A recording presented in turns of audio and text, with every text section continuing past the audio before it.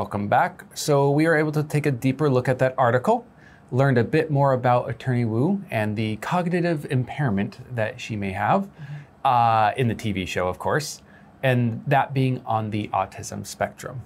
Now, these people who have somewhere on the autism spectrum can have sometimes some special abilities, or at least abilities that seem a bit above the average, and sometimes not. You know, it really depends on what type you are in the spectrum, right? But as for extraordinary Attorney Wu, she does have this type of savantism. She's a savant, law savant, I suppose.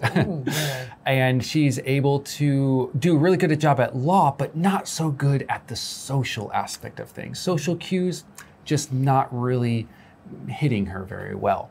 So yeah, people watch this, fell in love with it, they really like it, and it's helped raise awareness of autism in general, and it's even, like I said before, possibly getting a remake in the good old US of A.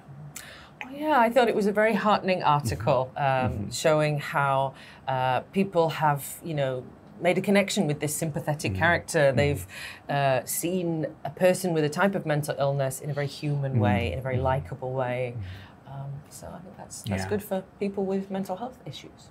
Yeah, exactly. Yeah, I couldn't fathom being in a law room like that. Like the intensity and having someone's life in your hands and you're trying to either defend or attack, whatever, and it's all up to you to win. They've got so much on their hands. It's incredible. Obviously, it's difficult to become an attorney, but how difficult in America? The process is simple, but the way to do, I mean, of course, it's hard to actually do the process. So basically, you get any bachelor's degree. Some may be easier to get accepted into the law school that you want to go to, but basically any bachelor's is okay, technically. You take a test, you go to law school, you finish law school in 3-4 years, sometimes longer depending on like the different type of lawyers are out there. Then you take something, which is the biggest thing, you take something called the bar, and you have to pass the bar. And the bar just means, you know, you either, I actually don't know if it's a pass or fail or if it's a percentage, but I'm not a lawyer. But yeah, you have to pass that exam. And if you pass that exam, you're able to do everything you can do as a lawyer. And you're able to be legally legal. Legally wow. legal. Wow. I was like, they're a lawyer, so yeah. Yes, wow, that does sound like a long and arduous process. I suppose from the bachelor's degree finish until the bar exam finish, about 5 years. I'd say it's pretty similar to getting your maybe PhD or maybe a master's of some sorts. In England, they have another step as well, I think, after the bar exam. You can be the type of lawyer that goes into a court for the bar exam, or you can be the type that's a solicitor, we call it. The barristers and solicitors. Barristers and solicitors.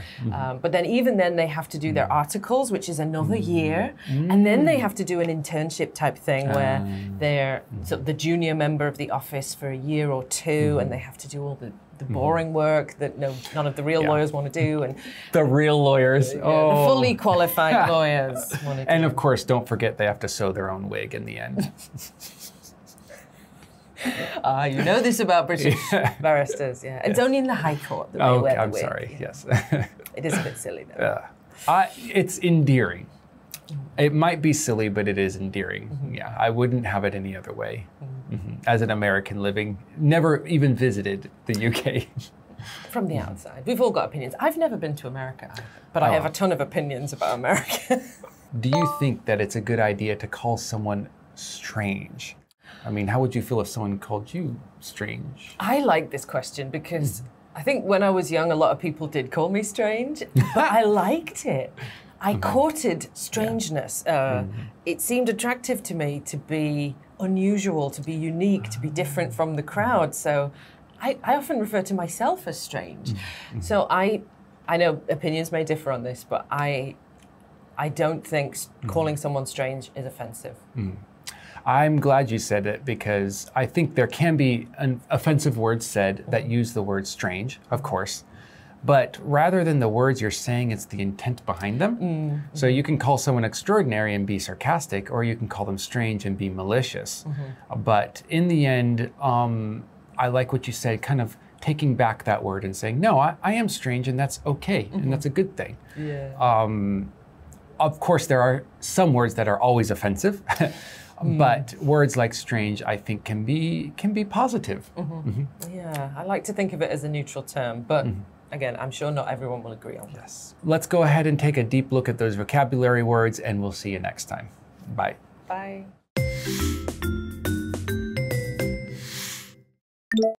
Have something on one's hands. Have something on one's hands.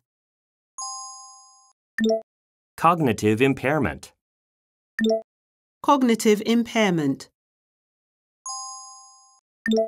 Cue. Cue. Savant. Savant. Heartening.